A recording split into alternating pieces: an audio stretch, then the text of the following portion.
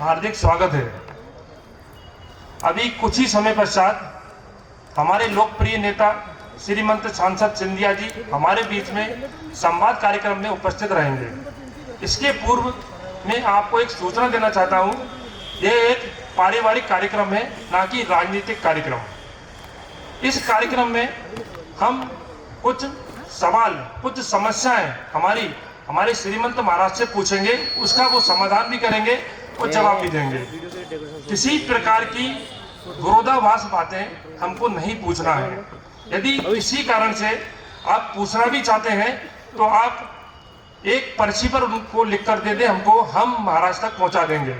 हम चाहते हैं एक पारिवारिक कार्यक्रम बना रहे, राजनीतिक कार्यक्रम ना हो। धन्यवाद।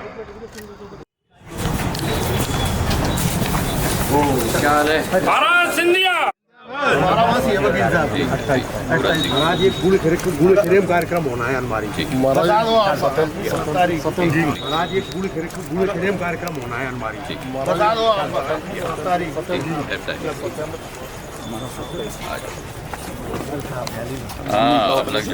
ठीक हो? श्री ज्योतिरादित्य जी सिंधिया हमारे बीच आ चुके हैं। आप सभी से अनुरोध है, कृपया करताल ध्वनि से उनका स्वागत। ही आनंदमयी क्षण है, एक पारिवारिक सा माहौल आज के कार्यक्रम में। श्री राजेश अग्रवाल जी से कृपया इसी क्रम में अनुरोध कर रहा हूँ श्री महेंद्र सिंह जी सिसोदिया, कृपया वह भी आए और मंचासीन हो। नगर पालिका अध्यक्ष, आपसे भी अनुरोध है, कृपया आप भी मंचासीन हो। मैं अनुरोध कर रहा हूं व्यापार एवं उद्योग महासंघ के सम्मानीय संरक्षक श्री बीरेन जी अग्रवाल से कि वह भी मंच पर अपना स्थान ग्रहण करें। इसी क्रम में अनुरोध कर रहा हूं श्री विजय जी जैन से वह भी अपना स्थान ग्रहण करें। व्यापार एवं उद्योग महासंघ के सम्मानीय संरक्षक एवं कैट के जिलाध्यक्ष श्री रविंद्र जी जैन से भी अनुरोध है कि वह भी अपना मंच पर स्थान ग्रहण करें। इसी क्रम में चैम्बर ऑफ कॉमर्स के चार्टर्ड अध्यक्ष श्री अमित जी सौगानी से भी अनुरोध है कि वह भी मंच पर अपना स्थान ग्रहण करें। कृपया करताल ध्वनि से सभी मंचासीन अतिथियों का स्वागत करें। व्यापार एवं उद्योग महासंघ गुना, जैसा कि आप सभी जानते हैं, ये एक ऐसी संस्था है जिसने सभी व्यापारियों को और सभी उद्योगों को अपने साथ संबद्ध किया हुआ है। और ये एक ऐसी संस्था है जिसने कोविड काल में और इसके बाद भी व्यापारियों की प्रमुख समस्याओं को उठाकर प्रशासन के साथ, शासन के साथ मिलकर समस्याओं का निवारण करती है। व्यापार एवं उद्योग महासंघ की स्थापना लगभग 3 वर्ष पूर्व हुई और श्री राजेश अग्रवाल जी इसके जिलाध्यक्ष हैं। मैं माल्यार्पण द्वारा स्वागत के लिए अनुरोध कर रहा हूं श्री राजेश जी अग्रवाल एवं मंचासीन जिला एवं व्यापार उद्योग महासंघ के सभी सम्मानित सदस्यों से कि वह माननीय श्री ज्योतिरादित्य जी सिंधिया का माल्यार्पण द्वारा स्वागत करें।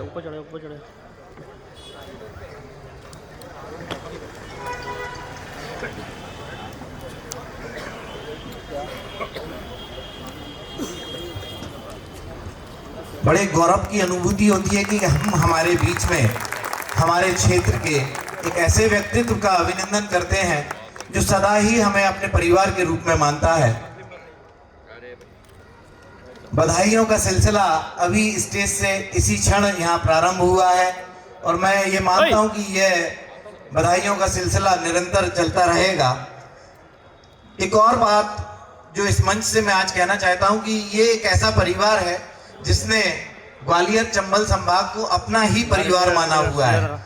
शायद कोई भी राजनेता ऐसा होता होगा जो सिर्फ चुनाव के समय या चुनाव के बाद आपसे बातें करते हैं और बात कर अपने आप को आपका हिस्सा बताते हैं, लेकिन ये सिंधिया परिवार की खासियत है कि वे सदा से जब भी उनके कोई भी उद्बोधन आप सुनेंगे, कोई भी बात आप उनसे करेंगे, तो वो बात वहीं से प्रारंभ होती है कि यह मेरा परिवार है और मैं इस परिवार का सदस्य हूँ।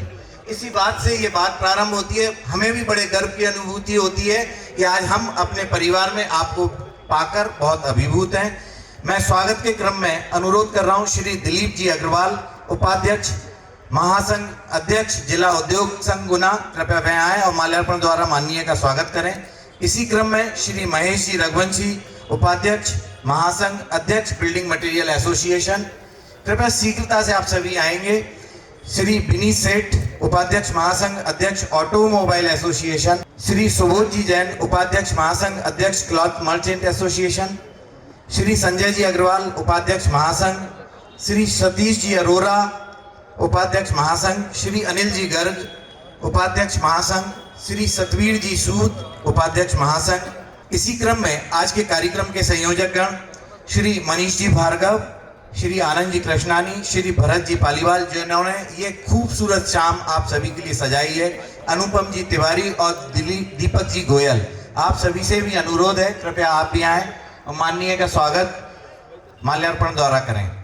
मैं इस स्वागत की बेला को आगे बढ़ाते हुए हमारे गणमान्य वरिष्ठ नागरिकों से निवेदन करूंगा वो क्रमशः आए और श्रीमंत महाराज साहब का माल्यार्पण कर स्वागत करें। श्री राजेंद्र अग्रवाल, अध्यक्ष अग्रवाल ट्रस्ट, श्री संजय जैन, अध्यक्ष सकल दिगंबर जैन समाज, श्री प्रवीण सेमानी, अध्यक्ष महेश्वरी समाज, श्री पवन जैन, अध्यक्ष श्वेतांबर समाज, श्री धर्मेश विजयवर्गीय, अध्यक्ष विजयवर्गीय समाज, श्री राजू टोंगिया, अध्यक्ष सरा ओगी समाज, श्री पवन सोनी, जलाध्यक्ष स्वर्णकार समाज, श्री घनश्याम रघुवंशी, अध्यक्ष रघुवंशी समाज, श्री डी.एन. नीघरा, जिला प्रभारी वैश्य महासभा, संयोजक इंजीनियर वेलफेयर एसोसिएशन।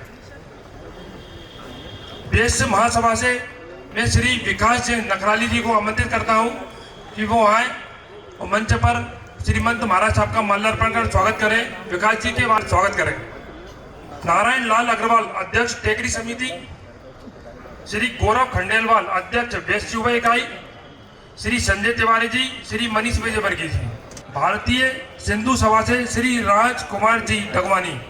संबद्ध संगठन श्री कृष्ण गोपाल अग्रवाल जी, अध्यक्ष grain merchant association, Shri Hariom Rathore ji, सचिव किराना मर्चेंट एसोसिएशन, श्री मुरारी किरार जी, अध्यक्ष जिला केमिस्ट एसोसिएशन, श्री संजीव जैन जी, अध्यक्ष वितरक संघ, श्री रंगेश श्रीवास्तव जी, कायस्थ महासभा, श्री संजीव जैन जी, अध्यक्ष वितरक संघ से आए, श्री जैन सिंह जी किरार, अध्यक्ष गल्ला व्यापारी संघ, श्री रितेश अग्रवाल जी, अध्यक्ष tile marble sanitary association, Shri Mahesh Agrawal ji, अध्यक्ष फुटकर गल्ला व्यापारी संघ, श्री मुकेश अग्रवाल जी, अध्यक्ष food processing association, Shri Mahesh Agrawal ji, अध्यक्ष फुटकर गल्ला व्यापारी संघ, श्री आशीष मंगल जी, अध्यक्ष मोबाइल विक्रेता संघ, श्री अनिल खेरा जी, अध्यक्ष पुस्तक संघ, श्री राहुल अग्रवाल जी, अध्यक्ष footwear association, Shri Mahesh Dubey ji, Bhora complex व्यापारी संघ, श्री जयप्रकाश जैन जी, अध्यक्ष ट्रांसपोर्ट यूनियन,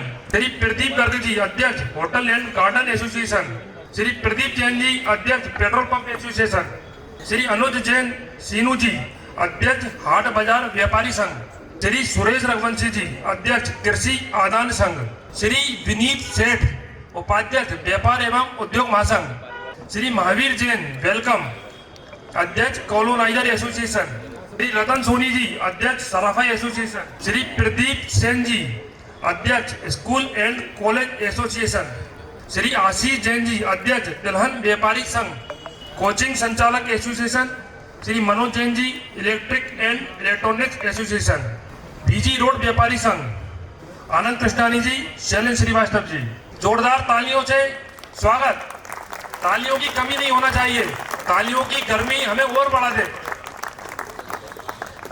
विशेष आमंत्रित संगठनों में मैं सर्वप्रथम आमंत्रित करूंगा श्री जितेंद्र खुराना जी, अध्यक्ष chamber of commerce and industries, Shri K D. Rathi ji, BG road व्यापारी संघ, श्री अरविंद रघुवंशी जी, अध्यक्ष बार एसोसिएशन, श्री दिनेश नेमा जी, अध्यक्ष सीए एसोसिएशन, श्री रामवीर रघुवंशी जी अध्यक्ष डॉक्टर एसोसिएशन, श्री डीएन निखरा जी अध्यक्ष इंजीनियर्स एसोसिएशन, श्री नीरज सिंह भदौरिया जी अध्यक्ष भारत विकास परिषद, श्री रामवीर रघुवंशी जी अध्यक्ष सेवा भारती, श्री महेश श्रीवास्तव जी प्रदेश उपाध्यक्ष अखिल भारतीय कायस्थ महासभा नई दिल्ली, श्री नारायण लाल अग्रवाल जी अध्यक्ष टेगरी समिति गुना, श्री अनिल जी सराफ टैक्स एसोसिएशन से आए, महाराज सिंधिया जी का पुष्पार्घ कर स्वागत करें। स्वागत की बेला बहुत लंबी है।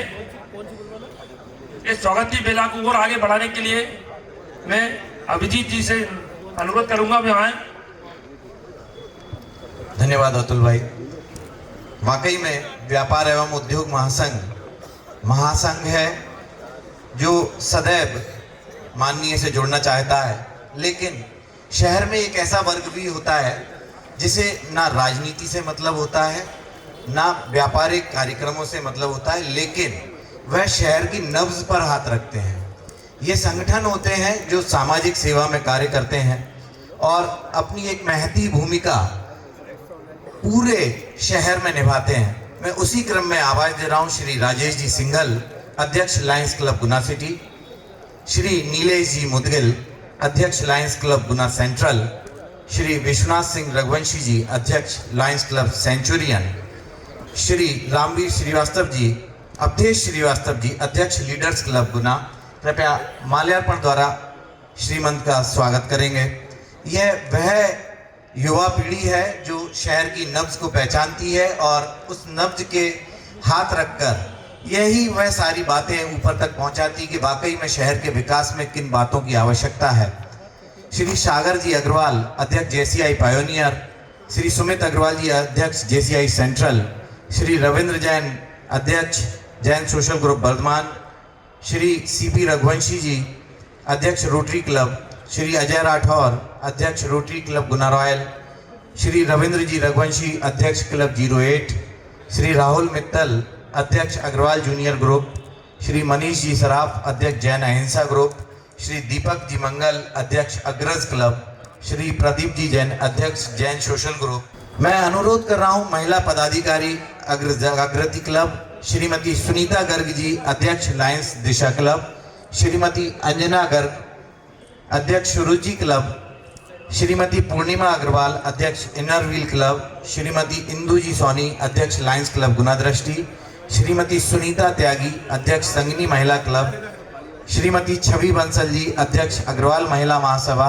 और श्रीमती अंजना सिंघल जी अग्रवाल महिला महामंडल। जब तक नारी शक्ति मंच पर ना आए तब तक यह कार्यक्रम सफल नहीं हो सकता। मैं सभी नारी शक्ति से अनुरोध कर रहा हूं कृपया वह आए और श्रीमंत का स्वागत यहाँ पुष्पगुच्छ और बुके के द्वारा करें।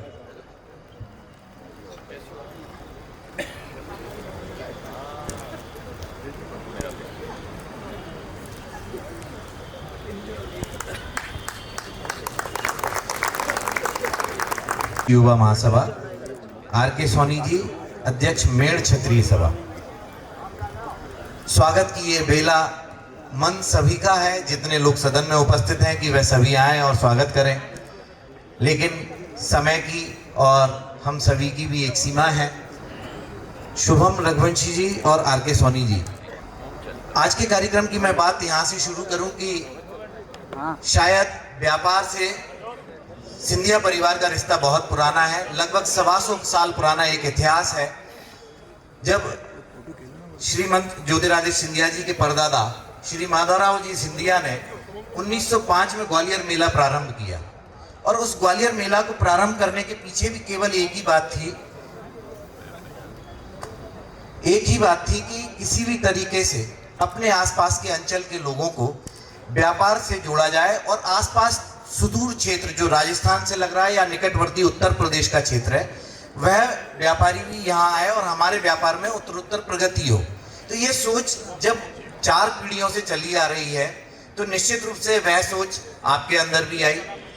इस सोच को यदि आप फलीभूत होता देखना चाहते हैं तो आप इस तरीके से इस बात को समझ सकते हैं कि जब श्री माधवराव सिंधिया जी रेल मंत्री थे तो उन्होंने गुना के लिए कुछ ऐसी ट्रेन्स उपलब्ध करवाई जो सीधे बड़े शहरों से जुड़ती थी और हमारा नेटवर्क बड़े व्यापारिक क्षेत्रों से जुड़ता चला गया। चाहे वो रोडवेज के थ्रू या बस के थ्रू, किसी भी माध्यम से जब इस शहर की कनेक्टिविटी बनाई गई, इस पूरे क्षेत्र की कनेक्टिविटी बनाई गई, तो सबके पीछे एक बात होती थी कि यहाँ का व्यापार कैसे भी उत्तरोत्तर प्रगति करे। अपन बात करें आज श्रीमंत ज्योतिरादित्य सिंधिया जी की, तो निश्चित रूप से जब उनके पास किसी भी विजन के लेकर हम जाते हैं, चाहे वो मसाला उद्योग पार्क हो, उनके दिमाग में एक बात रहती है कि कहाँ से यहाँ का बिजनेस डेवलप होगा। मैं आज से 2013 में जाता हूँ, जब एक बार लीडर्स क्लब ने ये संवाद आयोजित किया। 2019 में एक यूथ कॉन्क्लेव आयोजित किया। बाई चांस वाली बात है कि उस यूथ कॉन्क्लेव को भी मैं ही संचालित कर रहा था, और उस दिन मैं एक अलग प्रतिभा के बारे में श्रीमंत ज्योतिरादित्य सिंधिया जी की बात कर रहा था, क्योंकि वहाँ स्टूडेंट्स थे, कॉलेजिएट्स थे। तब मैं बात कर रहा था कि आप स्वयं एक बैंकर थे। अब आप खुद सोचिए कि जो व्यक्ति खुद बैंकर रहा हो, इन्वेस्टमेंट बैंकर रहा हो, तो वो कितने अच्छे तरीके से इस बात को समझता है कि आपका लगाया हुआ पैसा आपको कितना रिटर्न दे रहा है। और वही बात आज उद्योग व्यापार महासंघ के कार्यक्रम में आकर होना है। निश्चित रूप से आप सभी बैठे हैं, आपके मन में कई प्रश्न हैं, कई सवाल हैं और कुछ गुना के विकास की बात है। मैं आपका ज़्यादा समय ना लेते हुए भाई अतुल जी से अनुरोध करूंगा कि वे कार्यक्रम को गति प्रदान करें। श्रीमंत केंद्रीय मंत्री महाराज सिंधिया जी के विषय में मुझे एक बहुत अच्छी पंक्ति याद आती है कि ईश्वर का दिया हुआ कभी अल्प नहीं होता, जो बीच में टूट जाए वो संकल्प नहीं होता। हार को जीवन से दूर रखिए, क्योंकि जीत का कोई विकल्प नहीं होता। मैं सर्वप्रथम मंच पर श्री निरंजन जी को बुलाना चाहूंगा, वो आए और अपना स्थान ग्रहण करें। श्री राधेश्याम पारिक जी, हमारे लोकसभा प्रभारी, आलोक विजयवर्गीय जी आए, वो अपना स्थान ग्रहण करें। माननीय मनीष जी से निवेदन है वो हमारे अतिथियों को मंचासीन करने का कष्ट करें। श्री दुर्गालाल जी, लोकसभा प्रभारी, वो आए, मंच पर अपना स्थान ग्रहण करें।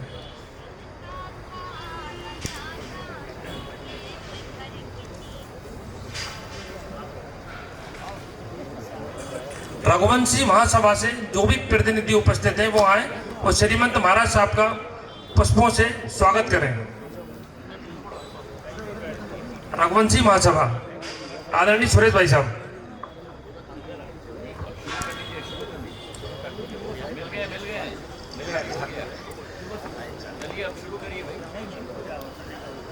मैं स्वागत भाषण के लिए श्री राजेश अग्रवाल जी को बुलाने के पूर्व उनका परिचय और उनकी पर्सनैलिटी के बारे में बताना चाहूंगा।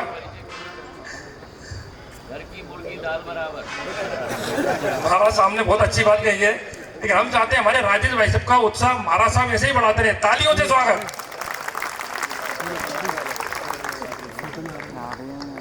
श्री हरि सिंह जी भाई साहब आए, मंच पर अपना स्थान ग्रहण करें। हमारे राजेश भाई साहब जिला अध्यक्ष व्यापार एवं उद्योग महासंघ, अध्यक्ष किराना मर्चेंट एसोसिएशन गुना, संभागीय अध्यक्ष गेट ग्वालियर संभाग, संस्थापक सदस्य chamber of commerce and industries Guna, trustee एवं प्रवक्ता हनुमान टेकरी ट्रस्ट गुना, जिला संयोजक Madhya Pradesh chamber of commerce, सदस्य रेलवे स्टेशन सलाहकार समिति भोपाल मंडल, सदस्य जिला विधिक सेवा प्राधिकरण गुना, जिला अध्यक्ष वैश्य महासम्मेलन गुना।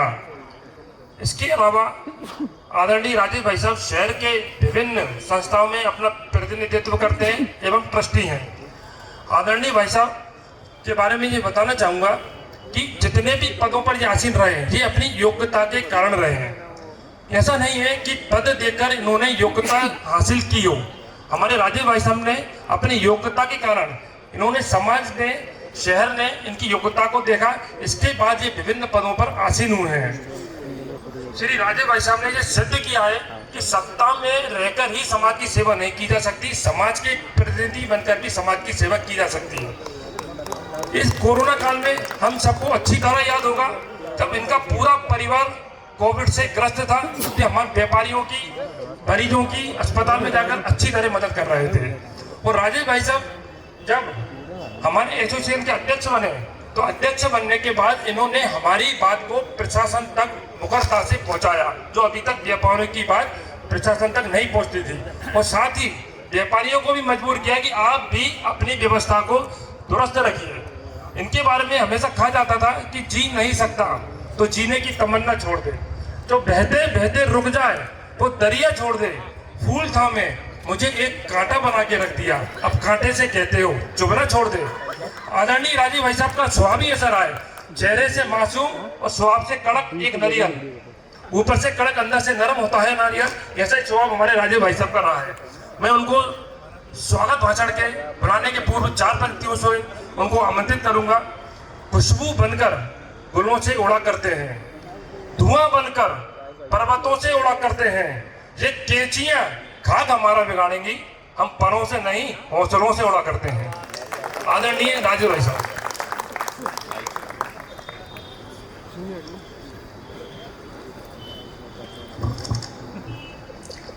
बहुत बहुत धन्यवाद अतुल, तुमने वाकई में कुछ ज़्यादा कह दिया। मैं इतने के लायक भी नहीं हूँ, और हमारे बीच में जो शख्सियत और जो हस्ती है उनके सामने मेरे बारे में बात करना मैं समझता हूँ मुनासिब नहीं है। लेकिन बहुत बहुत धन्यवाद, बहुत बहुत धन्यवाद। बहुत अच्छा संचालन कर रहे हैं अतुल, बहुत अच्छा संचालन कर रहे हैं अभिजीत। मंच पर विराजमान आज के कार्यक्रम के मुख्य अतिथि हमारे महाराज साहब श्रीमंत ज्योतिरादित्य जी सिंधिया,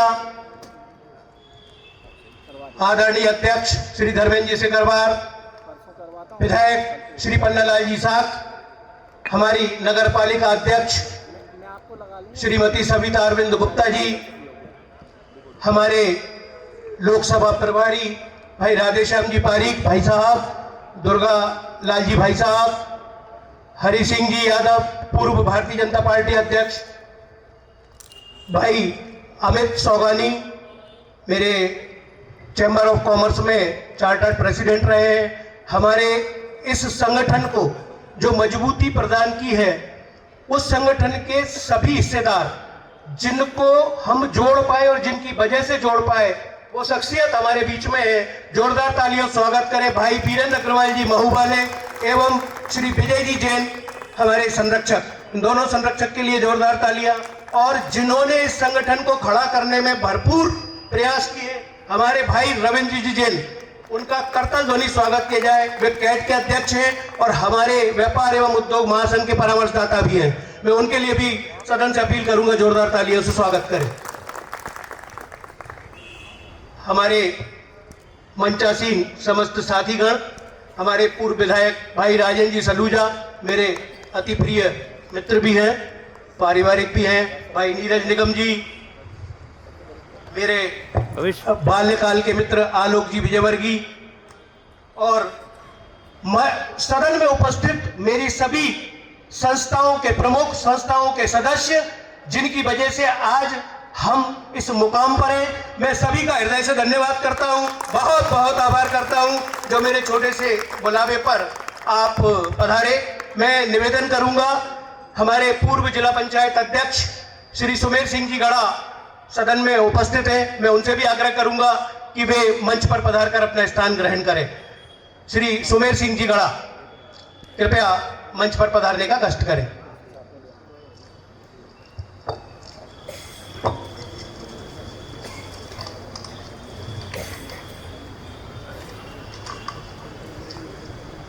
आज हम एक बहुत ही महत्वपूर्ण कार्यक्रम करने जा रहे हैं, और आज हमने 90 से अधिक संस्थाओं के पदाधिकारियों को यहां आमंत्रित किया है, जिसमें हमारी सारी व्यापारिक संस्थाएं हैं और सारे सामाजिक संगठन हैं, महिला शक्ति भी है। जैसा कि आप सभी को विदित है कि आज मुख्य मुद्दा शहर के विकास को लेकर है, और परमादरणीय श्रीमंत ने हमें समय भी उसी के लिए प्रदान किया है कि शहर के विकास की जो भी समस्या है वे श्रीमंत को बताई जाए, और जैसे भी हो जल्दी से जल्दी उन पर क्रियान्वयन किया जाए। और उसी हेतु आज खुले मंच का आयोजन भी किया जा रहा है। देश के यशस्वी प्रधानमंत्री माननीय श्री नरेंद्र मोदी जी के नेतृत्व में वैश्विक पटल पर देश की साख बहुत तेजी से बढ़ रही है। पिछले दिनों मैं एक सभा में सुना था और हमारे महाराज साहब ने कहा था कि मैं गुना का बेटा हूं। तब आपने इतना कह दिया, तो आज मैं भी इस मंच से कह रहा हूं कि महाराज साहब, आप हमारे नेता नहीं हैं, आप हमारे परिवार के मुखिया हैं, आप हमारे सर्वस्व हैं। मेरे साथी आज हमारे मुखिया से बहुत कुछ अपेक्षा के साथ आए हैं। महाराज साहब, आपकी 3 पीढ़ियों ने शहर को बहुत कुछ दिया है। पहले अम्मा महाराज ने, फिर कैलाशवासी श्रीमंत माधवराव सिंधिया जी ने, और अब आपने। अम्मा महाराज के मन में बसा था गुना, कैलाशवासी महाराज साहब के कण कण में बसा था गुना, और आपकी धड़कन में बसा है गुना। मैं महाराज साहब के लिए एक बार फिर सदन से अपील करूंगा, करतल ध्वनि स्वागत करें। महाराज साहब, बड़ी अपेक्षा है मेरे साथियों को और मेरी संस्थाओं को कि आज मैं बहुत कुछ मांगूंगा, मैं बहुत कुछ आपसे आज मांग रखूंगा, लेकिन मैंने तय किया है कि आज समय मांगने का कतई नहीं है। आज मेहनत करने का समय है, तन मन धन से जुट जाने का समय है, इतिहास रचने का समय है। संपूर्ण समर्पण भाव से हम सबको जी जान लगाकर मेहनत करना है और महाराज साहब को ऐतिहासिक मतों से विजयी बनाना है। मैं फिर अपील करूंगा कि मांगने के लिए हमको जीवन पड़ा है, पूरे 5 साल हम मांगेंगे और महाराज साहब हमारी हर मांग को पूरा करेंगे। इसी अपेक्षा के साथ बहुत बहुत धन्यवाद। जय हिंद, जय भारत, भारत माता की, भारत माता की। बहुत बहुत धन्यवाद। आदरणीय राजेश भाई साहब ने हमको बताया कि एक दिन मैंने सूरज से भाई यूं ही कहा, तेरे राज्य में इतना अंधेरा क्यों हुआ? सूरज तिल मिलाकर पलटवार कर मुझ पर बोला, मैं भी चाहता हूं अंधकार को हरूं, मैं भी चाहता हूं नया सवेरा गढ़ूं, लेकिन मैं अकेला क्या क्या करूं?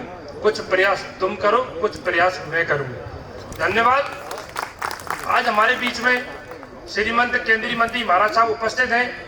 मैं अभिजीत जी को बुलाने से पहले महाराज साहब को संबोधित करते हुए बताना चाहूंगा कि मुझसे यहाँ आने के पहले महाराज जब आ रहे थे, मैं संचालन के लिए आ रहा था, कुछ लोग पूछ रहे थे क्या महाराज सुनते हैं, क्या महाराज हमसे बात करते हैं, क्या महाराज हमसे कुछ बोलेंगे?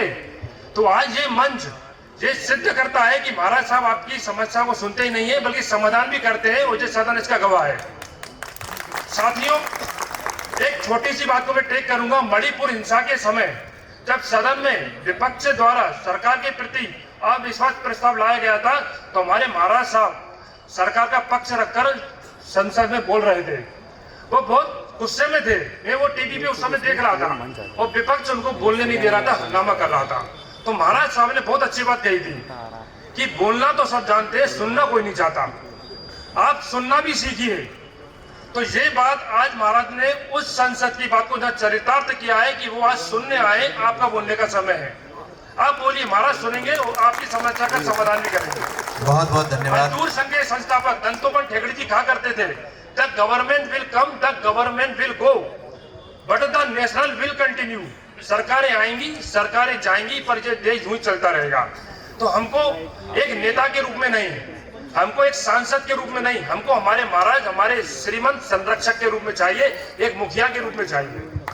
मैं आगे के कार्यक्रम के संचालन के लिए महाराज को मंच तक बुलाने के लिए श्री अभिजीत जी से निवेदन करूंगा। यहाँ धन्यवाद अतुल भाई। ये वाकई में एक बहुत अच्छा कार्यक्रम होता है जिसमें फेस टू फेस बात होती है। और महाराज साहब के लिए एक बात कही जाती है कि ख्वाब, खुशबू, वफा और दुआ दूंगा, ख्वाब, खुशबू, वफा और दुआ दूंगा, हक में एक मजलूम के सदा दूंगा, मैं जीऊंगा तो अपनी शर्तों पर, वरना खुद को क्या जवाब दूंगा। ये एक ऐसी बात है कि अगर मैं कुछ कर नहीं पाया तो फिर क्या करना है। ये सब इतना जो इतनी मेहनत है, 16-16, 18-18 घंटे की मेहनत है, ये सब इसीलिए है कि आपकी बातों को और आपके सुझावों को ये यहाँ से लेकर जाते हैं। और इसका मेरे पास बहुत अच्छा अनुभव है। एक संवाद कार्यक्रम लीडर्स क्लब का हुआ था और उसमें एक बात सिंगल विंडो की मैंने रखी थी और उस सिंगल विंडो की बात को और कृषि से संबंधित एक बात को महाराज साहब ने लिया था और उसके ऊपर एक आर्टिकल बाद में महाराज साहब ने प्रिंट भी किया था न्यूज़पेपर में। ये बात 2013 की है।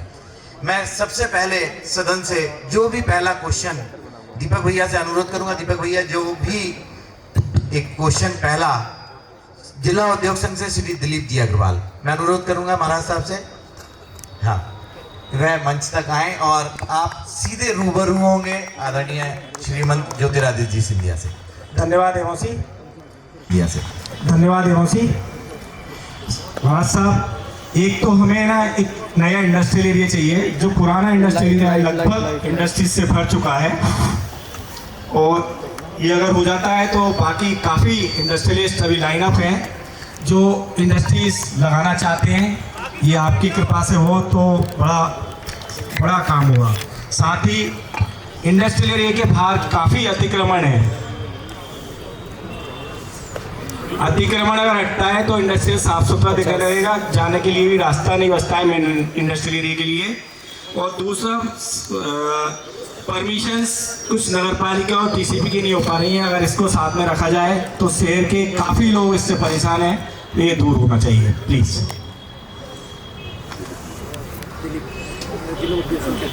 दिलीप जी ने बहुत एक महत्वपूर्ण प्रश्न किया है। बैग जमा दो।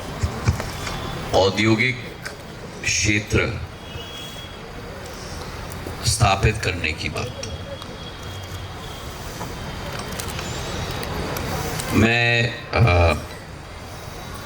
मेरा सौभाग्य रहा है कि देश का मैं वाणिज्य और उद्योग मंत्री भी रहा हूं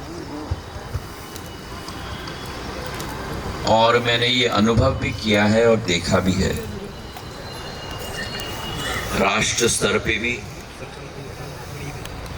और स्थानीय स्तर पे भी। किसी भी क्षेत्र की औद्योगिकरण करने के लिए हमें पहले लक्ष्य निर्धारित करना है। हमारा लक्ष्य क्या है? क्या किसी भी इंडस्ट्रियल एरिया स्थापित करने से क्या हमारी लक्ष्य की पूर्ति हो जाएगी, या हम ये सुनिश्चित करें कि अगर एक भी इकाई स्थापित हो वो सफलतापूर्वक स्थापित हो, ताकि उस सफलता की बीज को देखकर दूसरी इकाइयां हमारे क्षेत्र में आकर्षित हो पाए। अब किसी भी क्षेत्र के डब्बा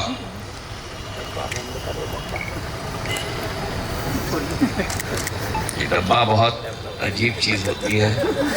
डब्बे के बिना रहना नहीं जा सकता और डब्बे के साथ भी रहना नहीं जा सकता। उठाओ तो मरो, ना उठाओ तो मरो। ये डब्बे ने जन्म लिया था हमारा जीवन आसान करने के लिए। डब्बे के मालिक हम बनने वाले थे, हम डब्बे के नौकर बन गए। और जब डब्बा गूंजता है इतनी खुजली आती है हमारे उंगलियों में कि न जाने किसका फोन है, देख तो लो भैया। मैं कभी कभी सोचता हूं कि पुराना जमाना ज्यादा अच्छा होता था। ऐसा नहीं है कि पुराने जमाने में उत्पादन क्षमता नहीं होती थी या प्रोडक्टिविटी नहीं होती थी। उस जमाने में भी प्रोडक्टिविटी होती थी, पर आजकल के ज़माने में सभी लोग इंस्टेंट चाहते हैं। इंस्टेंट कॉफ़ी, इंस्टेंट कनेक्टिविटी, हर चीज़ का इंस्टेंट चाहते हैं। और जब जैसा पुलाव बनता है या बिरयानी बनती है तो उसमें जो दम लगता है, दम लगने में भी कई घंटे लगते हैं, तभी तो स्वाद आता है। तो कभी कभी मुझे पुरानी चीज़ें भी याद आ जाती हैं। मैं थोड़ा जवान जरूर दिखता हूं, पर मेरी आत्मा बड़ी बूढ़ी है। कोई मानेगा ही नहीं मदद। नहीं, वास्तविकता। हाँ, मैंने इतना परिवर्तन अपनी जिंदगी में देखा है 1975 से आज तक।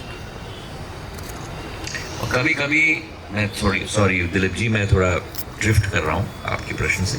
कभी कभी मुझे लगता है कि हम जीवन में हमारा लक्ष्य क्या है? क्वालिटी ऑफ लाइफ या इंसेसेंट, मतलब दिन और रात परेशान रहो। उस जमाने में कोई क्वालिटी ऑफ लाइफ होती थी। मैंने देखा है, मेरी आजी अम्मा को, पूर्व राजमाता साहब को अभी संदर्भ दे रहे थे, मेरे पूज्य पिताजी को, जब हम लोग बच्चे होते थे, जब आप लोग भी जवान होते थे, थोड़े बच्चे होते थे, अपने माँ बाप के साथ कहीं जाते थे। अब राजेश जी के घर पे चले गए, तो राजेश जी के घर पे हम भोजन के लिए चले गए, चाय करते करते शाम को वापस आते थे। समय होता था और उस समय में रिश्ते बनते थे, और जो संबंध उस जमाने में बनते थे, पुरानी कहावत है कि जान जाए पर वचन न जाए, वो संबंध होते थे। आज तो राजेश जी के घर पे जाओ, 10 मिनट में घड़ी देखना शुरू कर देते। अब दिलीप जी के यहाँ जाना है मुझे। अच्छा राजेश जी, बहुत अच्छा लगा आपसे मिलकर। अच्छा, मैं चलता हूँ। बताइए दिलीप जी, क्या हो रहा है? मतलब ऐसा है कि जिंदगी में आप ऐसे, जैसे कि आप ट्रेडमिल पे भाग रहे हो, बड़ी मुश्किल से आप उस रफ्तार को ही पकड़ पा रहे हो, और कहां जिंदगी निकल जाती है मालूम ही नहीं पड़ता। 25-30 साल निकल गए, भगवान जाने कहां निकल गए, तो चुटकी भर में निकल जाता। तो कभी कभी मैं सोचता हूं कि जिंदगी में कुछ जगलर होता है ना, पर हमारे जिंदगी में जब हम लोग भी जगल करते हैं कई बॉल्स को, पर कुछ गेंद ऐसे होते हैं जो कांच के बने हुए होते हैं। वो गेंद अगर वो जगलिंग करने में अगर गिर जाए, तो वो गेंद ऐसी होती हैं जो टूट जाती हैं और दोबारा कभी भी नहीं बन सकती। और ऐसा एक गेंद हमारे रिश्तों का गेंद है। इस पागलपन में कभी कभी हम रिश्तों की अहमियत भूल जाते हैं। तो इसलिए मैं कह रहा हूं कि मेरी आत्मा थोड़ी बूढ़ी है। और वापस मैं दिलीप जी के ट्रैक पे आऊंगा, क्योंकि दिलीप जी बड़े मुश्किल से ताली बजाने में ऐसे ऐसे कर रहे थे, क्योंकि सिंधिया जी तो मेरा प्रश्न का जवाब ही नहीं गया। मैं बाएं जा रहा हूँ, सिंधिया जी कहाँ चले गए? दाएं पे भैया, अध्यात्म में चले गए। मैं इंडस्ट्री की बात कर रहा हूँ, तो इंडस्ट्रियल एरिया की मैं बात कर रहा था। मुश्किल बात नहीं है, मैंने एक प्रस्ताव भी भेज दिया था गुना में इंडस्ट्रियल एरिया का स्थापना करने के लिए। 1000 बीघा की क्षेत्र भी हमने रेखांकित कर ली थी। बहुत सटीक तरीके से मैं आपको उत्तर दे सकता हूं। आने वाले दिनों में हम लोग कर लेंगे। नहीं, ताली मत बजाओ। क्या होगा? इंडस्ट्रियल एरिया रेखांकित हो जाएगा। क्या वो सफलता है? वो सफलता नहीं है। सफलता तब होगी जब गुना में 2 या 3 इकाइयां अच्छी तरह से बन पाएंगी। और उदाहरण मैं आपको दे दूं, मैं जब वाणिज्य और उद्योग मंत्री था, मैंने सोचा कि हमारे किसानों के लिए वैल्यू एडिशन के लिए पूरे देश में हम लोग स्पाइस पार्क बना रहे थे। मैंने कहा कि गुना में मैं स्पाइस पार्क बनाऊंगा। ये वीरेंद्र जी बैठे हैं मंच पे, कहाँ गए वीरेंद्र जी? हाथ दुख रहा। मानसिक परसौदा को मैंने स्पाइस बोर्ड का मेंबर भी बनाया था। देवेंद्र रघुवंशी जी के साथ हमने उसका शिलान्यास भी किया था। 70 करोड़ रुपए हम लोग ने केंद्र सरकार से हम लोग ने वो स्पाइस पार्क के लिए दिलवाया था। आज भी उस स्पाइस पार्क में केवल 5 या 6 इकाइयां ही चल रही हैं। हमको चाहिए संस्थाओं की स्थापना गुना में। उदाहरण के तौर पर जैसे मेरे पूज्य पिताजी ने गेल की फैक्ट्री लगाई थी गुना के जसबहार रावगढ़ में, 10,000 करोड़ का निवेश लगा था। उससे क्षेत्र में थोड़ा बदलाव आया। वैसा ही औद्योगिकरण अगर होगा तब वो सफलता के प्रति हम लोग बढ़ रहे हैं।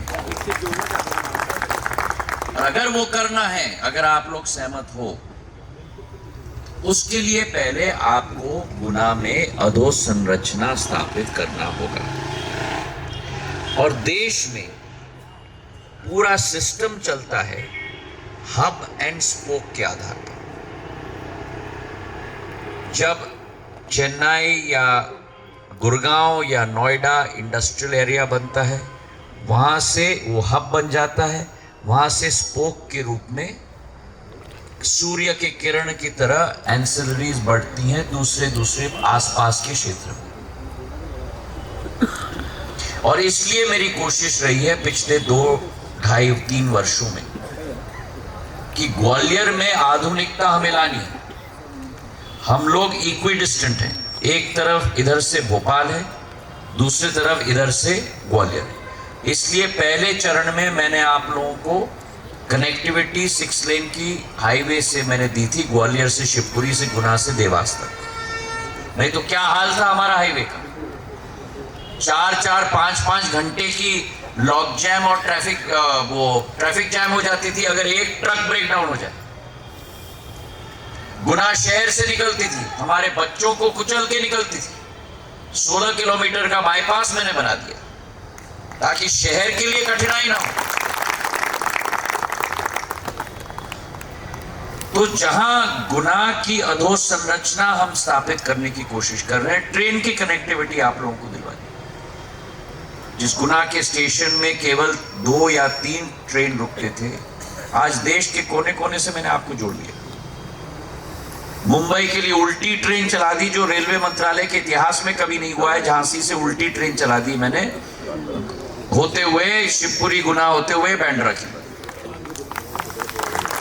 तो वो कनेक्टिविटी जब हम देंगे, अब मैंने एयरपोर्ट आप लोगों के लिए 45 करोड़ का मैंने स्वीकृत करवा दिया है। 45 करोड़ का शिवपुरी के लिए एयरपोर्ट मैंने स्वीकृत करवा दिया। वो जब कनेक्टिविटी होगी तो गुना एक स्पोक बनेगा ग्वालियर के हब के लिए। ग्वालियर में आज 600 करोड़ का एयरपोर्ट स्थापित कर दिया मैंने, और मध्य प्रदेश का सबसे बड़ा एयरपोर्ट, इंदौर और भोपाल से बड़ा एयरपोर्ट आज ग्वालियर में, 2.5 लाख स्क्वायर फुट का एयरपोर्ट। और शायद आपने किसी भी सरकार का मंत्रालय की परफॉर्मेंस ऐसी नहीं देखी होगी कि 16 अक्टूबर 2022 को गृह मंत्री जी के द्वारा मैंने उसका शिलान्यास करवाया, और 10 मार्च बड़े महाराज की जन्म जयंती के दिवस पर 2024 को प्रधानमंत्री जी से मैंने उद्घाटन करा दिया। 16 महीने में 2.5 लाख स्क्वायर फुट का एयरपोर्ट। 16 महीने में आप और हम अपना घर नहीं बना पाते। 2.5 लाख स्क्वायर फुट का airport, completely centrally air condition, अंदर पूरी ग्वालियर की संस्कृति। अगर आप लोग ग्वालियर नहीं गए हो तो 1 या 2 अप्रैल को मैं खोल रहा हूं, आप ग्वालियर जाइए।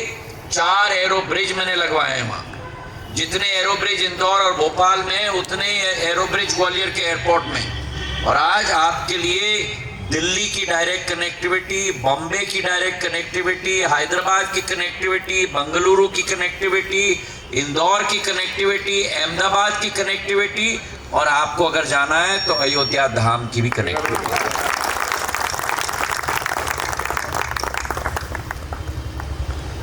तो जब ग्वालियर का एयरपोर्ट बन गया, कनेक्टिविटी हो गई, 500 करोड़ का नया रेलवे स्टेशन बना रहा हूं मैं ग्वालियर में, वो तैयार हो जाएगा। अटल एक्सप्रेसवे तैयार हो रहा है। आगरा से धौलपुर मुरैना होते हुए ग्वालियर हम लोगों को 2.5 घंटे लग जाते हैं, क्योंकि अभी भी 2 लेन रोड है। गडकरी साहब से मिलकर मैंने 105 किलोमीटर का 6 लेन हाईवे मंजूर करवा रहा हूं मैं, 6,500 करोड़ का। हम लोग दिल्ली से ग्वालियर, मैं गारंटी आपको दे रहा हूं, 2 घंटे 45 मिनट में आगरा बाईपास करके हम लोग पहुंच जाएंगे। फट करके दिल्ली से ग्वालियर, सट करके ग्वालियर से शिवपुरी 1 घंटा 20 मिनट, पट करके शिवपुरी से गुना 1 घंटा 10 मिनट। जो गड़ गड़ गड़ गड़ करके हमको 4 घंटे लगते थे शिवपुरी और ग्वालियर पहुंचने के लिए, उसमें आप दिल्ली तक पहुंच पाओगे नवीन हाईवे। ये मोदी की गारंटी। और औद्योगिकरण अगर हमें करना है तो पहले आलीशान घर बनाने के पहले उसकी नींव मजबूत हो, ये महत्वपूर्ण है। और नींव मतलब अधोसंरचना। तो जैसे ग्वालियर की अधोसंरचना मैं बना रहा हूं, वैसी गुना की मैंने अधोसंरचना बना ली थी। अब आगे भी इसका हम लोग आधुनिकीकरण करेंगे, पर इसमें आपका साथ मुझे जरूरी है, क्योंकि कोई व्यक्ति अकेले नहीं कर सकता। ये जो पूर्ण मंडली यहां बैठी हुई है, ये विशेषज्ञों की मंडली है, विद्वानों की मंडली है, क्षमतावान लोगों की मंडली है, और आप सबके साथ चित्र बनाना है। मैंने कहा चुनाव के बाद एक ऐसी मीटिंग रखेंगे, पावर पॉइंट का प्रेजेंटेशन हम करेंगे और आप और हम बैठकर गुना का मानचित्र हम साथ में मिलकर बनाएंगे। नाम रेखांकित करेंगे कि 15 साल में गुना कहां आ चुका है और अगले 10 साल में हम गुना को कहां ले जाना चाहते हैं। और वो मैं अकेले नहीं कर सकता, आपकी भी मदद चाहिए, आपका भी विश्वास चाहिए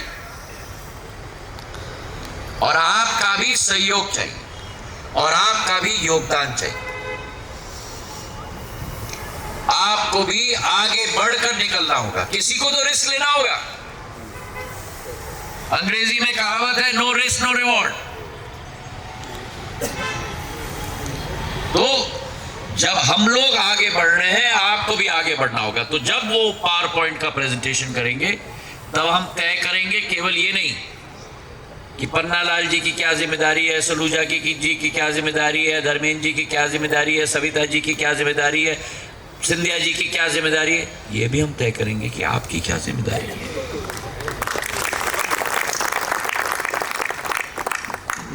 ये ताली बजती है तो 2 हाथों से बजती है। सहमत हो? ये बात बहुत सही है कि माननीय अध्यात्म के साथ पूरी इंडस्ट्री को भी साथ में लेकर चल रहे थे और एक आगे की प्लानिंग भी आदरणीय ने यहाँ पर दी। अगले प्रश्न के लिए श्री महेश जी रघुवंशी। तो मैं महेश रघुवंशी, अध्यक्ष बिल्डिंग मटेरियल सप्लाई एसोसिएशन, अध्यक्ष। एक बहुत बड़ी समस्या गुना और अशोकनगर जिले के लिए है, जो काफी संख्या में लोग परेशान हैं, वो है जिल्द बंदोबस्ती की। जिल्द बंदोबस्त का मतलब ये है, महाराज साहब के जो 1947 से जो पट्टे मिले हैं किसानों को और उनकी जमीन उनके नाम आ गई है और कुछ समय तक उनके नामांतरण भी हो रहे थे, लेकिन मध्य प्रदेश के लगभग सभी जिलों में गुना, अशोकनगर और 1-2 जिले और छोड़कर बाकी सबके जिल्द बंदोबस्त हो चुकी है 1982-83 में। उसके बाद हुआ है 90-91 में, और गुना जिले का अभी तक, गुना अशोकनगर जिले का जिल्द बंदोबस्त नहीं हुआ। उसके कारण समस्या क्या आती है कि हमने कोई जमीन खरीदी, उसकी रजिस्ट्री हो जाती है, हम नामांतरण करवाने जैसे ही पहुंचते हैं तो वो बोलते हैं कि ये आपका जिल्द बंदोबस्त में है, इसका नामांतरण नहीं हो पाएगा। तो ये मैंने आदरणीय कलेक्टर साहब से भी निवेदन किया था, तो उनका कहना ये था कि ये काम राज्य स्तर पर होगा और वहां से ही होगा। उस समय दिग्विजय सिंह जी मुख्यमंत्री थे, तो उन्होंने पता नहीं किस कारण से रोकवा दिया। तो गुना अशोकनगर केवल एरिया ऐसा है जिसको जिल्द बंदोबस्त में नहीं चढ़ा है, मतलब भूमि बंदोबस्त में नहीं चढ़ी है, रिकॉर्ड हमारा सही नहीं हुआ है, तो उसके कारण नामांतरण नहीं हो पाता है। तो उसमें आपसी झगड़े होते हैं, भाई आदमी ने रजिस्ट्री करा ली, उसका नामांतरण नहीं हुआ, फिर आपस में दोनों झगड़ते हैं। उसके कारण बहुत से लोगों को जो अपने जमीन बेचना चाहते हैं वो जमीन नहीं बेच पाते, बच्ची की शादी करना है वो नहीं बेच पाता, और कोई इलाज के लिए जमीन बेचना है वो नहीं बेच पाता, और बहुत कम दामों में जमीन बेचना पड़ती है। और कभी नामांतरण होते भी है तो उसका बहुत उल्टा सीधा खर्चा मांगा जाता है, 20,000 रुपये, 30,000 रुपये जी बीघा। जी सर, ये संकट जो आपने जिसका संदर्भ अभी दिया है, जी आदम। मैं आपसे निवेदन करूंगा कि चुनाव के बाद जरा मेरे साथ बैठकर मुझे समझा दें। समझने के बाद कहाँ मुझे काम करना है, किस स्तर पे काम करना है, कलेक्टर साहब को भी हम लोग साथ में रख लेंगे, फिर आप मुझे समझा दीजिएगा और इसका समाधान हम लोग जरूर करेंगे। बहुत ही इम्पोर्टेंट क्वेश्चन पीछे श्री हेमंत शर्मा जी से आया है। अभी एक मिनट दादा। मैं अनुरोध कर रहा हूँ दीपक गोयल जी से, कृपया माइक श्री हेमंत शर्मा जी तक पहुँचाएं।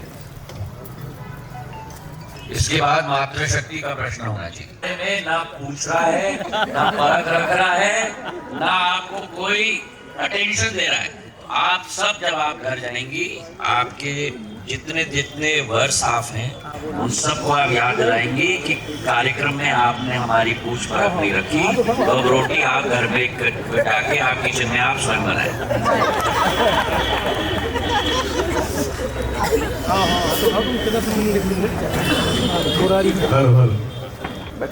भारत साहब से मेरा एक छोटा सा एक रिक्वेस्ट है, हालांकि ये पहले भी हम लोग उठा सके हैं।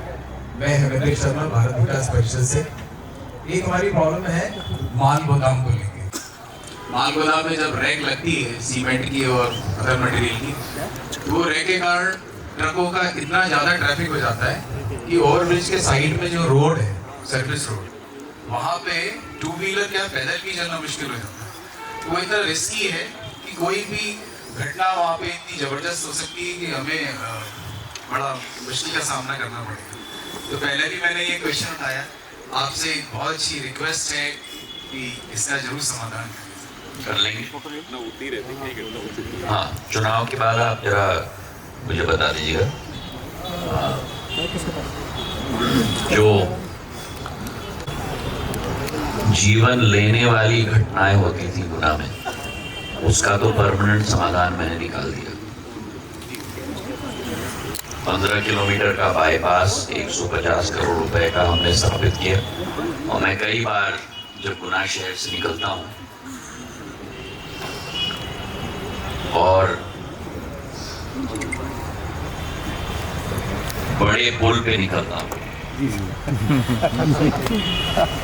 तो मैं याद रखता हूँ और मैं सोचता हूँ अपने आप को कि क्या हालत होती अगर गुना में अगर आज भी बड़ा पुल का केवल एक रास्ता। जब मैं 2002 में गुना में पहली बार आया, वन वे ही था, बड़ा पुल एक ही था। तब मैंने केंद्र सरकार में टी.आर. बालू जी थे, उनके पीछे पड़ के फिर वो सेकंड लेन बनाया मैंने बड़ा पुल का, जहाँ अब सुलभ से ट्रैफिक निकलती है। और वही हाल मेरे दिमाग में आता है जब मैं बजरंगगढ़ के आरोही में चलता हूँ। ऐसा आरोही कहीं देश में नहीं है। लेफ्ट जाता है, राइट जाता है, लेफ्ट जाता है, राइट जाता है, फिर ढलान आती है नीचे जाने की। तो बहुत सारे ऐसे संकटों का समाधान मैंने गुना के लिए स्वयं निकाला है। ये बहुत छोटा संकट है जिसका समाधान आपके साथ बैठ के चुनाव के बाद राजेश जी ये सब चीजें नोट करिए। वो 1947 का वो बंदोबस्त का इनका सब नोट करिए। वीडियो रिकॉर्डिंग एक बाईपास इधर से भी बनना था। मैंने आपको कहा ना कि यह महिलाओं का प्रश्न और संसद में भी हम एक ही प्रश्न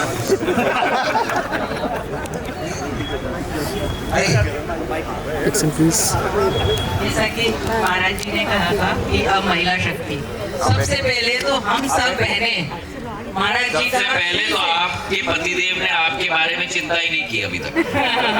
महाराज जी है ना बाबा श्याम। सबसे पहले तो हम सब बहनें कर्तव्य ध्वनि से जोरदार तालियां स्वागत और अग्रिम शुभकामनाएं महाराज जी को बहुत बहुत। लेकिन एक बात है, महिलाओं में मांगने की आदत तो जाती नहीं है। तो एक छोटी सी रिक्वेस्ट है महाराज जी की, जो कोटा और इंदौर की ट्रेन है, अगर उसको गुना कर दिया जाए तो हम सब गुनावासियों का बहुत बहुत आभार रहेगा। ये मैं आपको समझा दूं, क्योंकि मैं झूठे वायदे कभी नहीं करता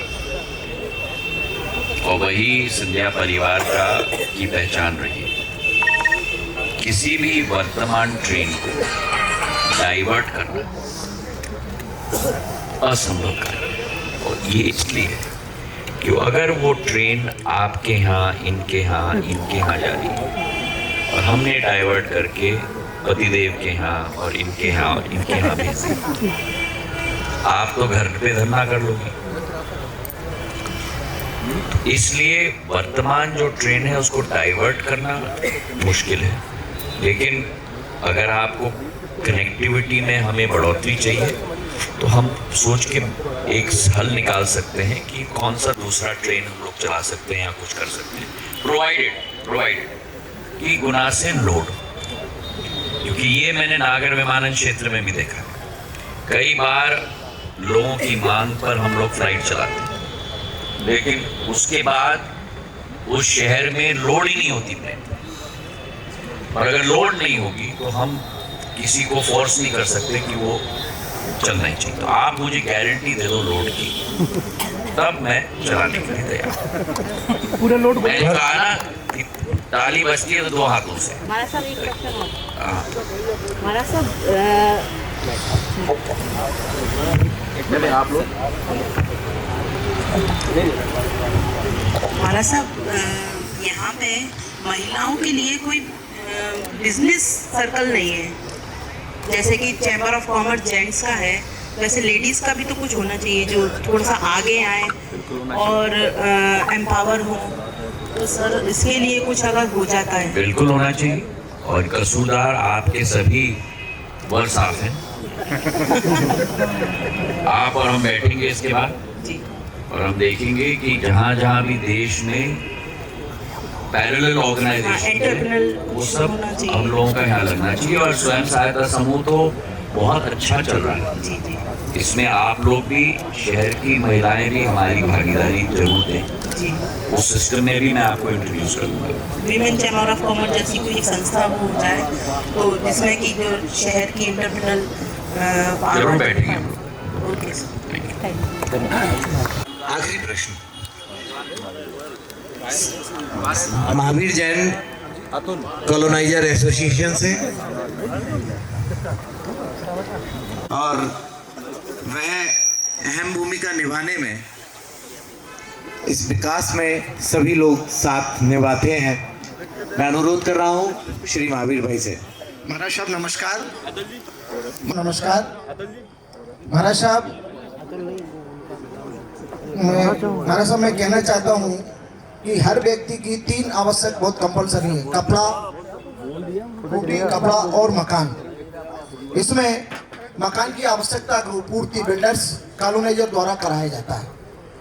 महाराज साहब शहर के विकास में कॉलोनाइजर का बहुत बड़ा योगदान होता है, क्योंकि सभी क्षेत्रों में जो बसावट और जो सब होती है वो कॉलोनाइजरों की होती है। लेकिन अभी अभी शासन द्वारा कॉलोनाइजरों को रासुका लगाने की बात की गई है, ये कहाँ तक उचित है?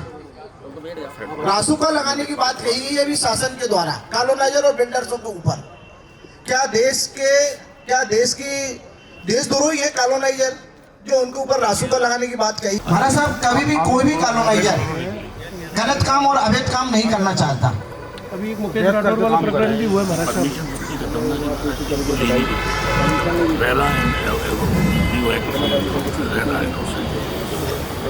देखिए, जो धाराएं लगी हैं या जो नियम है, इसकी सूचना मुझे पूरी नहीं है, तो विस्तृत तरीके से मैं आपके प्रश्न का जवाब नहीं दे पाऊंगा। लेकिन ओवरऑल पिक्चर जो मैं आपको बताऊं, क्या हो गया था कि देश के अंदर जो साधारण उपभोक्ता है उसके साथ भी बहुत सारे जगहों में देश के अंदर बहुत अन्याय हो रहा था। अब दिलीप जी ने 90% अपनी पेमेंट कर ली। क्या नाम है आपका? राजेश जी को। अब राजेश जी ने अग्रीमेंट इनके साथ साइन कर लिया कि जरा शांत हो जाए, 1 साल के अंदर मैं आपको आपका फ्लैट में दे दूंगा। अब दिलीप जी पिछले 10 साल से इंतजार कर रहे हैं, ना इनका पैसा राजेश जी ने वापस दे दिया, ना इनको प्लॉट, इनको अपना फ्लैट दिया, ये कहाँ जाए? ये कोर्ट में जाते हैं, कोर्ट में 15-20 साल फिर वेट कर रहे हैं। इसलिए केंद्र सरकार ने रेरा कानून लागू किया कि जब ये पैसा इनको दे रहे हैं तो इनकी भी जिम्मेदारी बनती है कि जो इन्होंने साइन किया है कॉन्ट्रैक्ट में उसके तहत ये डिलीवर भी करें, और अगर डिलीवर नहीं करेंगे तो फिर गलती इनकी है। महाराज साहब, मैं ये नहीं कह रहा, आपका कहना बिल्कुल ठीक है कि जो यदि गलत करे तो है, लेकिन महाराज एक रासुका एक देशद्रोही के ऊपर लगाई जाती है, तो इसकी सूचना मुझे नहीं है, तो मैं उस पोजीशन, महाराज साहब थोड़ा सा मेरा एक और निवेदन है। एक मिनट, उस पोजीशन में मैं नहीं हूँ इस प्रश्न का जवाब देने के लिए, क्योंकि वो टेक्निकल उस सेक्टर का मुझे ज्ञान नहीं है। तो जिसका ज्ञान नहीं है मैं कहूँगा उसका ज्ञान मुझे नहीं है। पर जनरली क्या हो रहा था कि हमारे सेक्टर में उपभोक्ताओं के साथ बहुत अन्याय हो रहा था, और इसलिए रेरा कानून लाई गई। उसके साथ आप देखो दोनों तरफ, पेमेंट के साइड पे भी और डिलीवरी के साइड पे बहुत तरक्की हुई है, और नियम के अनुसार अब डेवलपर भी डेवलप कर रहा है, उपभोक्ता को भी अपनी डिलीवरी मिल रही है। तो कभी कभी वापस पटरी पर लाने के लिए हस्तक्षेप करना पड़ता है महाराज साहब मेरा तो, लेकिन जो आपका वेद आवेद कॉलोनीज का प्रश्न है उसका मुझे ज्ञान नहीं है, तो मैं जवाब नहीं दे पाऊंगा। इस पर जरूर बाद में मुझे इसमें एक चीज होना चाहिए कि लोग परमिशन या कॉलोनी डेवलप करने के लिए परमिशन मांगते हैं, जो कि कलेक्टर साहब वो भी नहीं दे रहे हैं, तो डेवलप कैसे करें सही कॉलोनी? तो कम से कम उनको तो हिदायत दी जाए कि वो जो परमिशन मांग रहा है उसके कागज चेक करके वो सही डेवलप करना चाहता है तो उसको तो कम से कम दें कि ये कॉलोनी डेवलप कर सके, तो वो भी नहीं मिलती है। ये आप जरूर करवाएं प्लीज़। ये आपका संपूर्ण मध्य प्रदेश का अनुभव है कि केवल गुना का? तो है।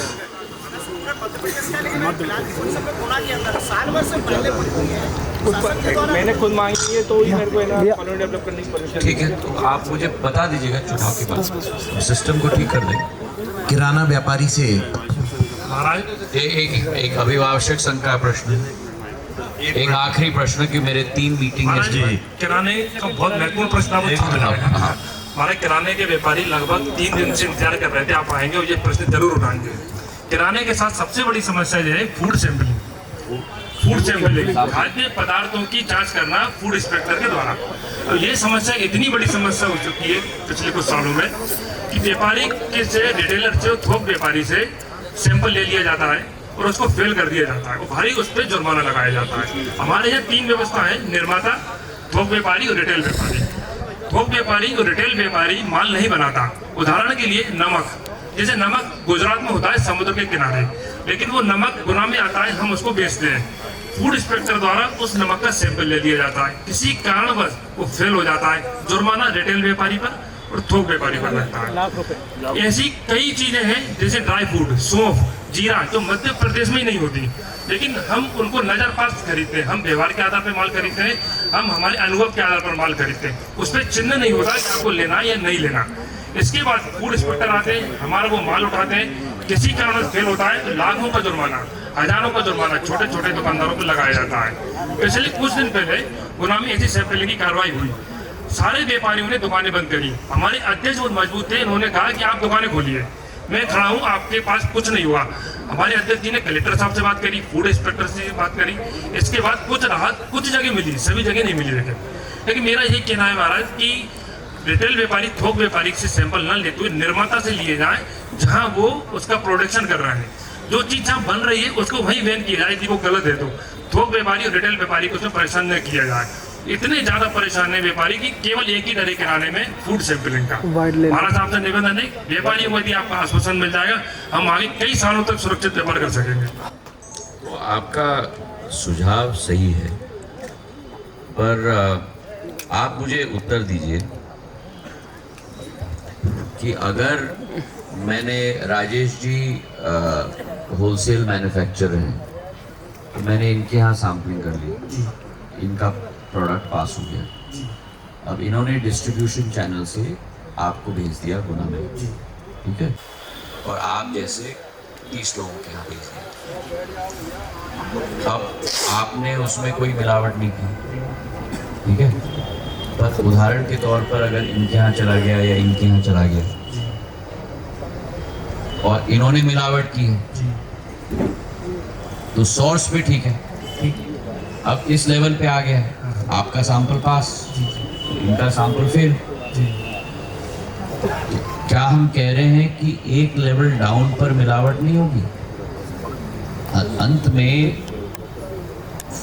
हमारा जो फूड और डिस्ट्रीब्यूशन मिनिस्ट्री और सिविल सप्लाई मिनिस्ट्री है, उसकी जिम्मेदारी ये है कि जो सामान उपभोक्ता को मिल रहा है वो शुद्ध होना चाहिए। हम भी यही चाहते हैं, ठीक है। अगर हम कहें कि आप केवल सोर्स पर आप इंस्पेक्ट करो, तो चाहे पेट्रोल है या डीजल है, इंडियन ऑयल का इंस्पेक्ट कर लो, भारत पेट्रोलियम का इंस्पेक्ट कर लो, पर पेट्रोल पंप पे मत इंस्पेक्ट करो। क्या हम गारंटी दे रहे हैं कि मिलावट नहीं होगा पेट्रोल पंप पे? अब तो भारत क्वेश्चन ये निकल कर आया था हाई कोर्ट अपने मध्य प्रदेश का कि जो अब मैं उसमें आप लीगल बात मत करिए, मैं खाली एक कॉमन सेंस का प्रश्न कर रहा हूं। इसकी जो जांच कर रहे हैं वो क्वालिफाइड लोग ही नहीं है। जो अब उसमें मत लगो भैया, आप तो कहोगे कि सब क्वालिफाइड नहीं है, इसमें मत लगो। और मैं प्रश्न कर रहा हूँ सिद्धांतिक प्रश्न मेरा ये है कि क्या मिलावट केवल सोर्स पे होती है? क्या डिस्ट्रीब्यूशन और रिटेल लेवल पे नहीं होती? और अगर नहीं होती है तो वेरी गुड, और अगर होती है तो क्या वहाँ चेकिंग नहीं होना चाहिए? महाराज बिल्कुल होना चाहिए, लेकिन बहुत सी वस्तुएं ऐसी हैं जो पैकिंग आती हैं जिनमें मिलावट होना संभव नहीं है। इसके बाद भी वो पैकेट की चीजें यदि सैंपलिंग में पास नहीं होती, उसके बाद भी रिटेलर पर कार्रवाई की जाती है। हम लोग मैं कुछ कहना नहीं चाहता हूँ, आप समझिए मैं क्या मुझे मिल लेना। केमिस्ट एसोसिएशन से मुरारी जी, श्रीमंत महाराज साहब। अब आखिरी प्रश्न, क्योंकि अब 10 बज रहे हैं और फिर हम लोग आचार संहिता में नहीं हम नहीं कर, आप अभिभाषक हो भाई, मेरा 10 बज गए हैं भाई। महाराज साहब 2017 में केमिस्ट ने फील्ड रिसर्च चालू किया था, इसमें आपका आगमन हुआ था 2017 में। इसमें 70,000 पेशेंट जो ऑपरेशन इनको लिखा था वो ऑपरेशन हमने अवॉइड कराए, और वो पेशेंट आज भी इसमें मिनिमम 450 रुपये में। महाराज साहब इसमें हम लोग चाह रहे हैं कि तुमको जगह मिल जाए गवर्नमेंट की, तो हम अपने चैनल से अपने प्रोसेस को बढ़ा लेंगे, अच्छा काम करेंगे। आपसे गुड प्रोजेक्ट आप लेके आना मेरे पास, गुड प्रोजेक्ट। महाराज साहब एक और सवाल था थोड़ा सा। महाराज साहब हमारे यहाँ डॉक्टर की कमी है और एक मेडिकल कॉलेज की कमी है, हम आपसे विरोध कर रहे हैं महाराज। हमने यूनिवर्सिटी तो दे दी आपको, तात्या टोपे यूनिवर्सिटी बन गई गुना में, जो किसी ने मांगा भी नहीं था। मैंने मोहन यादव जी से कह के बन गई है आपके यहाँ, तो जो बन गई है उसकी भी तो बात करो। नहीं तो शिवपुरी में मेडिकल कॉलेज है, वो लोग कहेंगे कि हमको यूनिवर्सिटी नहीं दिया आपने। हाँ यूनिवर्सिटी में एक छोटा सा, चलिए अब दिनेश, बहुत बहुत धन्यवाद सब लोगों का, बहुत ही एक सार्थक चर्चा हुई, और आप लोग जरूर आके चुनाव के बाद हम लोग ये पावर पॉइंट प्रेजेंटेशन करें। महाराज साहब एक बार और धन्यवाद। 2016 महाराज साहब 2016 से हम एग्रीकल्चर कॉलेज के लिए गुना में प्रयासरत थे, आपके संज्ञान में बात आई तो आपने गुना में एग्रीकल्चर कॉलेज कराया, आपको बहुत बहुत धन्यवाद महाराज साहब। हम ब्रेक करना चाहते हैं।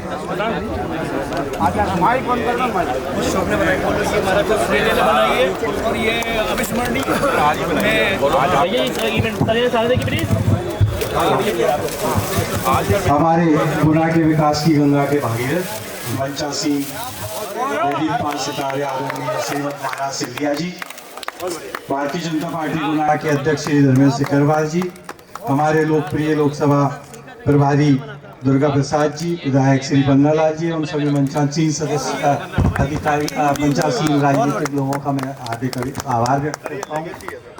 मैं आभार व्यक्त करता हूँ गुना शहर के समस्त संस्थाओं के अध्यक्ष एवं सदस्यगण, हम आपके आभारी हैं। आपके सफल स्तर पर हमारे स्थान को उपलब्ध कराने हेतु हम आभारी हैं। लाइट इंजीनियर, साउंड इंजीनियर और सभी ग्राउंड स्टाफ सभी का बहुत बहुत आभार। और इसके पश्चात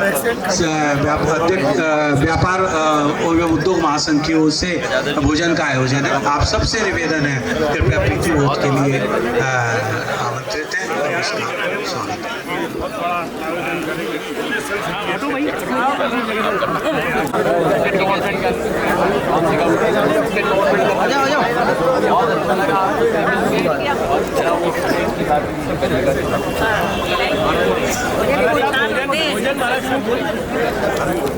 नहीं अब मैंने तीन और मीटिंग नहीं राजेश जी, मेरा दिल भर गया, बस पेट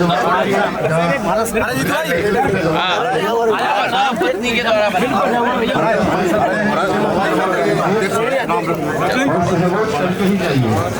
5 लाख से जीत रहे हैं महाराज। अरे अरे